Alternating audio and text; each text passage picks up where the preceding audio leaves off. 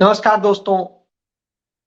क्या भारतीय जनता पार्टी की विस्तारित शाखा के रूप में इन्फोर्समेंट डायरेक्टरेट यानी ईडी काम कर रही है?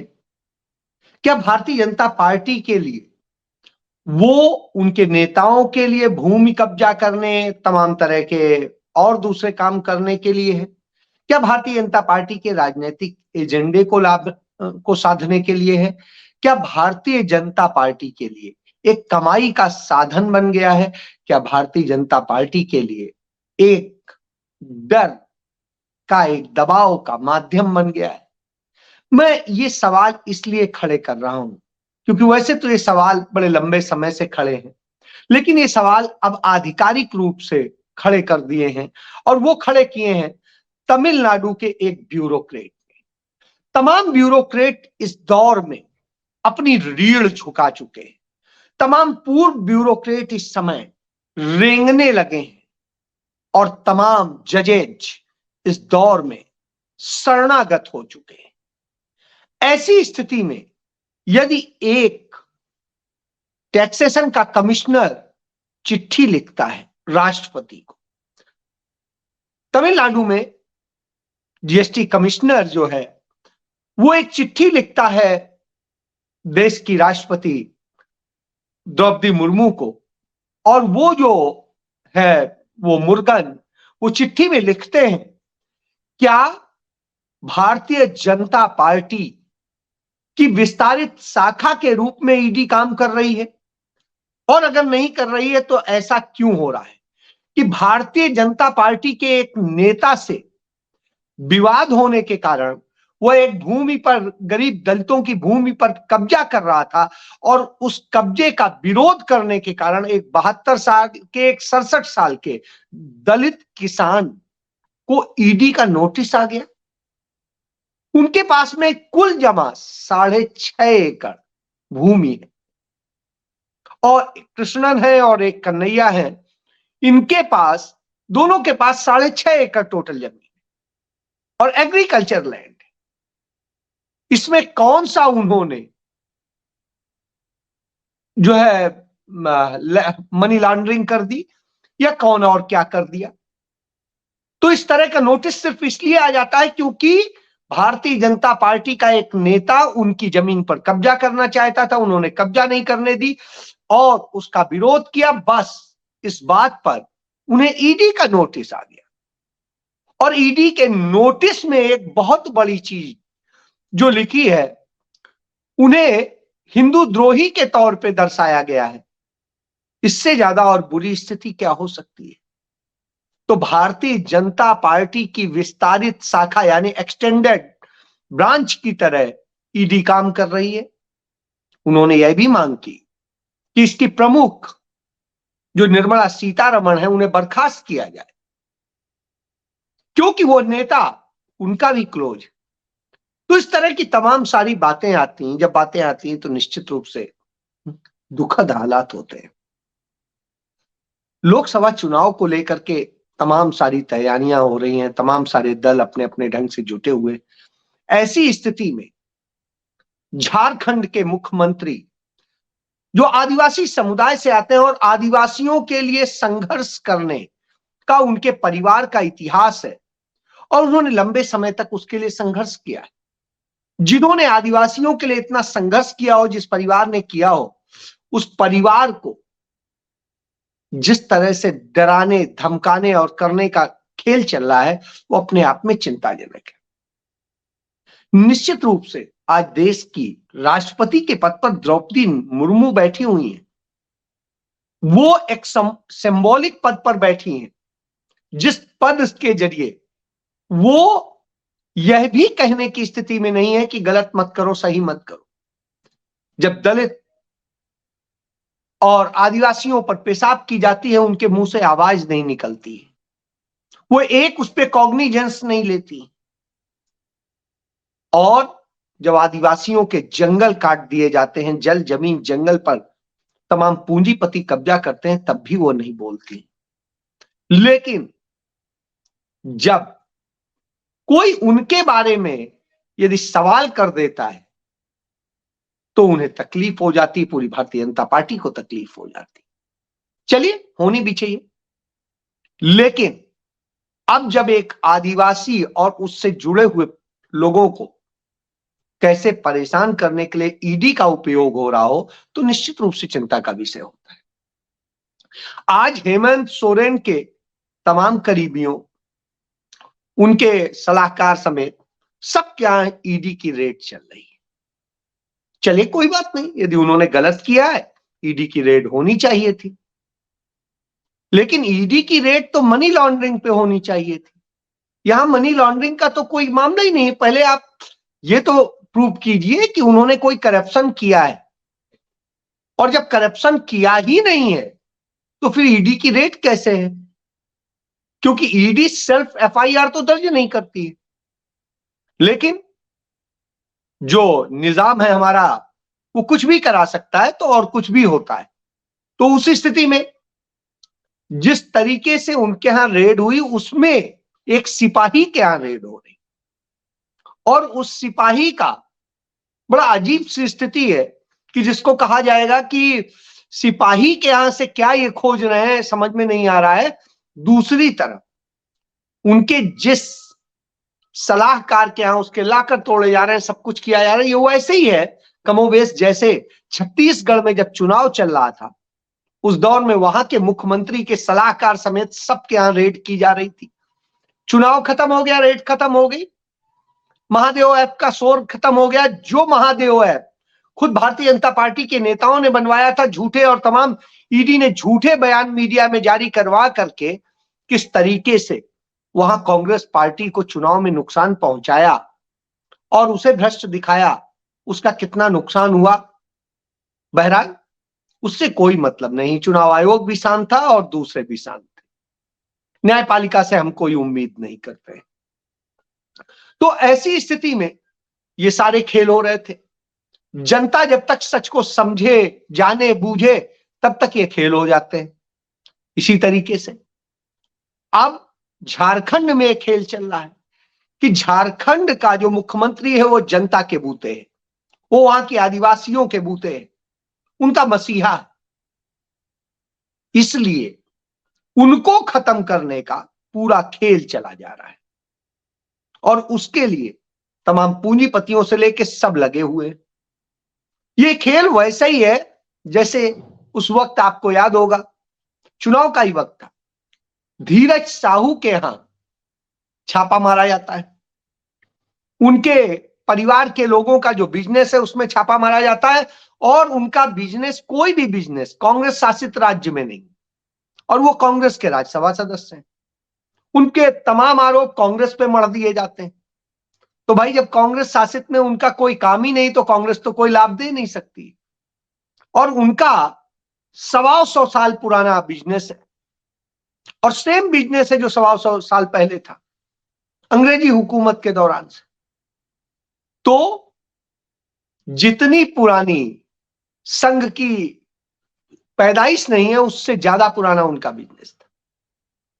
और उस बिजनेस में उनके यहां से जो 352 करोड़ रुपए, 51 दशमलव जो भी कुछ करोड़ रुपए बरामद होने की बात कही गई, तो सब उनका धंधा ही चूंकि पूरा पूरा कैश में था, तो इसलिए बरामद हुआ। उस समय बड़ा शोर मचा। धीरज प्रसाद साहू भी निकल के आए, उन्होंने बयान दिया कि पैसा धंधे का है, न तो मेरा है और ना ही कांग्रेस पार्टी का है, ना ही उसका कोई लेना देना है, ये पारिवारिक धंधा है, और मैं कोई बिजनेस करता नहीं हूं पिछले 35 साल से। तो इस पैसे का जो भी कुछ हो, इनकम टैक्स डिपार्टमेंट या ईडी या जो भी कोई है, वो प्रूव करे कि गलत है। आज तक कोई गलत नहीं प्रूव कर पाया, 1 रुपया प्रूव नहीं हुआ, लेकिन साहब शोर मचा के कांग्रेस को बदनाम किया गया। इसी तरीके से आपको याद होगा, राजस्थान में भी हुआ था। राजस्थान में अशोक गहलोत के बेटे और दूसरे लोगों के यहां किस तरीके से, जो प्रदेश अध्यक्ष हैं उनके यहां, सबके यहां ईडी की रेड हुई थी, और जिस तरीके से एकदम से चुनाव के वक्त में रोज बरोज बुलाने और ईडी के समन भेजने और सबके खेल किए गए, वो भी हमारे सामने। इसके बाद आप देखिए, अभी हाल ही में कांग्रेस पार्टी के नेताओं को बदनाम करने के लिए प्रियंका गांधी और उनके पति को उसके लिए जो भूमि उन्होंने पैसा देकर खरीदी और 5 साल बाद बेची, तो स्वाभाविक सी बात है 5 साल बाद जब जमीन बेची जाएगी तो प्रॉफिट होगा। और उस प्रॉफिट में बेचने के बाद में तो उस आधार पर उन पे जो है चार्जशीट कर देती है ईडी। कुछ नहीं मिल रहा है, प्रूव नहीं कर पा रहे हैं, लेकिन जबरदस्ती परेशान करना है, नाम लाना है, इसलिए लाना है क्योंकि ये आपको याद होगा राहुल गांधी, सोनिया गांधी, प्रियंका गांधी, रॉबर्ट वाड्रा सबको बार बार समन आते थे, बार बार बुलाया जाता था और वो जाते भी थे। वो कभी डरे नहीं, वो कभी हिचके नहीं, उन्होंने वो भी नहीं कहा कि नहीं जाएंगे। सोनिया गांधी को कोविड हुआ था, जैसे ही कोविड से ठीक हुई वैसे तुरंत हो गई, 1 दिन 2 दिन 3 दिन। इसी तरीके से राहुल गांधी 1 दिन 2 दिन 3 दिन 4 दिन 5 दिन लगातार गए, नहीं डरे। प्रियंका गांधी यूपी के चुनाव के दौरान बार बार उनको और उनके पति को सबको बुलाया जा रहा था, वो बैठी रहती, उधर चुनाव पे जाती, फिर इधर भागती, ध्यान भटकाना जिससे आप कर ना सके और कोई काम। और अभी जब यहां चुनाव 5 राज्यों के हो रहे थे तब फिर सुगुफा शुरू हो गया था। तो ये जो ईडी का इस्तेमाल है वो साबित कर देता है कि एक्सटेंडेड जो है बीजेपी की शाखा है, और बीजेपी की विस्तारित शाखा के रूप में इसे हम यही नहीं देखते हैं, और दूसरे राज्यों में देखते हैं। अब आप देखिए, शराब घोटाले के मामले में आम आदमी पार्टी के कई नेता जेल में, और उसमें अरविंद केजरीवाल को कई बार से बुलाया जा रहा है, वो नहीं जा रहे हैं, जवाब भी देने नहीं जा रहे हैं। अब जब उन्हें लास्ट अभी तीसरा समन आया तो उसके जवाब में वो लिखते हैं कि हमसे कागज में ही लिख के पूछ लो, हम नहीं आना चाहते हैं। भाई आपके यहां से तो 10 मिनट का भी रास्ता नहीं है, जाइए, जो पूछते हैं बताइए यदि आप ईमानदार, तो डर क्यों रहे?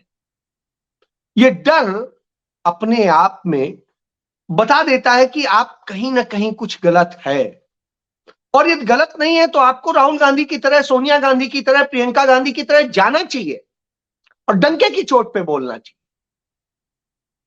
यही होता है, लेकिन पता नहीं क्यों इतना डर है, और जब ये डर दिखता है तभी तमाम बातें उठती हैं और तभी उन्हें मौका मिलता है ये कहने का। ये भी एक समस्या है, लेकिन ईडी का दुरुपयोग होता है, इसमें कहीं कोई दो राय नहीं।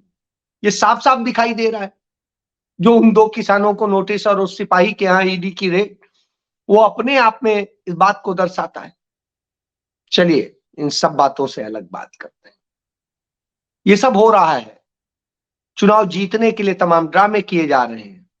राहुल गांधी या प्रियंका गांधी को राम मंदिर में जो बनाया जा रहा है उसमें प्राण प्रतिष्ठा के वक्त का वो नहीं इनविटेशन भेजा जा रहा है, उन बीमार सोनिया गांधी को भेजा जा रहा है जो सामान्य तौर पर दिल्ली से बाहर जाती नहीं है और तमाम बार बीमार पड़ जाती हैं, और उनकी जो स्थिति है इस समय और सर्दी में खासकर होती है, तो आप समझ सकते हैं कि उनको आप बुला रहे हैं, उन्हें नहीं बुला रहे हैं जो जा सकते हैं। आप जो है खड़गे साहब को बुला रहे हैं, लेकिन उन्हें नहीं बुला रहे हैं। क्यों? उन लोगों को जो कम यात्रा कर सकते हैं, जो बुजुर्ग हैं, जिन्हें कहा जाता है ठंड में कम निकलिए, दूसरी चीजें मेडिकली एडवाइज्ड हैं, सोनिया गांधी का लगातार इलाज चल रहा है, उन्हें आप बुला के क्या मैसेज देना चाहते हैं? और फिर दूसरी चीज, आप बुलाने वाले होते कौन हैं? आप जब कांग्रेस पार्टी के तमाम सारे मुख्यमंत्री कह रहे हैं, पूर्व मुख्यमंत्री कह रहे हैं हमें बुलाइए हम आए ना, उन्हें नहीं बुलाएंगे।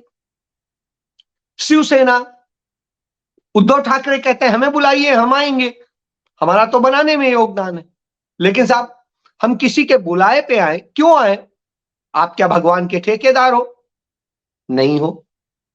तो फिर हमारा जब मन करेगा तब हम जाएंगे, जब ईश्वर हमें बुलाएगा तब हम जाएंगे। और हमारे धर्म में तो कई संप्रदाय, कोई आर्य समाजी है वो मूर्तियों को नहीं पूजता है, कोई निरंकारी टाइप में है, कोई जो है मूर्ति पूजा से अलग जो है, कोई शैव संप्रदाय का है, कोई वैष्णव संप्रदाय का, तो हर तरह के संप्रदाय हैं, कोई लिंगायत है। तो ऐसी स्थिति में किसी को बाध्य कैसे आप कर सकते हैं? जिसकी मर्जी वो जाएगा, नहीं जाएगा। और हिंदू धर्म में तो एक है ही नहीं कि आप मंदिर जाएंगे। और हिंदू धर्म के मूल ग्रंथ यजुर्वेद में कहा गया है कि प्रभु की न कोई प्रतिमा है और न कोई आकृति, इसलिए जो मूर्ति पूजा करता है वो ईश्वर का अपमान करता है। तो ये यजुर्वेद कह रहा है, जो हमारा दूसरा सबसे बड़ा वेद है। तो इससे बड़ा और धर्म ग्रंथ तो कोई नहीं है। तो वो ये बात कहता है तो आप ठेकेदारी कैसे ले सकते हैं? तो घालमेल कैसे होता है? इधर आपको डराएंगे, इधर आपको धर्म के नाम पे खेल कराएंगे, नफरत फैलवाएंगे, और तीसरा जो जिस तरीके से तमाम भ्रष्ट होंगे तमाम जगह के, यदि इनके पाले में आके बैठ जाएंगे तो उनको क्लीन चिट मिल जाएगी, यह भी संदेश दिया जाएगा। तमाम लोगों को मुख्यमंत्री बना दिया जाएगा, हेमंत विश्वा शर्मा जैसा। किसी को डिप्टी सीएम बना दिया जाएगा, शरद पवार के भतीजे जैसा। किसी को मुख्यमंत्री बना दिया जाएगा। आप देखिए महाराष्ट्र में उदाहरण मौजूद है। किसी को मंत्री बना दिया जाएगा, किसी को केंद्रीय मंत्री बना दिया जाएगा, किसी को विधानसभा अध्यक्ष बना दिया जाएगा। तो तमाम भ्रष्ट लोगों को अपने अपने ढंग से एडजस्ट किया जाएगा। तो यह स्थिति है। और जहां जांच होनी चाहिए, जिन भ्रष्टाचारों पर होनी चाहिए, उनमें जांच कराने से मना कर देंगे, खुद भी मना कर देंगे और अदालतों से भी आग्रह करेंगे कि कोई जांच नहीं होनी चाहिए। यह दशा हो जब इस देश की, तो आप किस ईडी पे भरोसा करेंगे, किस उस पर भरोसा करेंगे? और विपक्ष किस बूते लड़ेगा? विपक्ष लड़ रहा था इस अन्याय के खिलाफ, लेकिन जब संवैधानिक संस्थाएं इसका वो कर रहे हैं, जो आखिरी इंटरव्यू में मनमोहन सिंह ने आज ही के दिन कहा था 10 साल पहले, उसमें उन्होंने यही बात कही थी कि इस देश की संवैधानिक संस्थाएं और सारी चीजें सीमाएं निर्धारित करती हैं और हमें उसमें रह के करना होता है। लेकिन आज स्थितियां, सारी सीमाएं टूट गई, सारी मर्यादाएं टूट गई हैं और सिर्फ तानाशाही के साथ में, सहनशाही के साथ में ये चलाया जा रहा है। इसी को लेकर के राहुल गांधी बड़ा सही सा बोलते हैं और वो कहते हैं कि जिस तरह शहंशाह के रूप में लोकतंत्र को चाबुक से चलाने वाली सरकार शहंशाह के फरमान और न्याय के बीच फर्क भूल चुकी है। बिल्कुल सही, चाबुक से सरकार चलाई जा रही है, न्याय और फर्ज का जो है फर्क भूल चुकी है। और जब वो फर्क भूल गई हो तो उसे न्याय की याद दिलानी पड़ती है। और उस न्याय को याद दिलाने के लिए, उस न्याय को ही लेकर के राहुल गांधी मणिपुर से यात्रा शुरू करने वाले, और उस यात्रा का उद्देश्य यही है कि आपको यह संदेश देना कि आप यदि एक साथ होकर के खड़े होंगे तो यह अन्याय नहीं होगा, नहीं तो ऐसे ही अन्याय होगा। कभी किसान, कभी जवान, कभी महिलाएं, कभी बच्चे, कभी कोई और, सबको लाइन में, और अंत में ड्राइवर भी आ गए। और उन ड्राइवर में सिर्फ ट्रक ड्राइवर्स मत सोचिए, आप हम भी शामिल।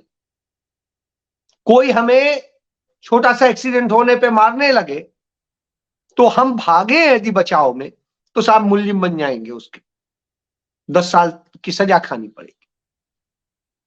तो इस तरह की दशा है, इस दशा को समझने की जरूरत है। इसलिए अन्याय का प्रतिकार करना बेहद जरूरी है। यदि आप इंसान हैं, यदि नहीं है, पशुवत है, तो खाइए लाठी और चल दीजिए। जय हिंद।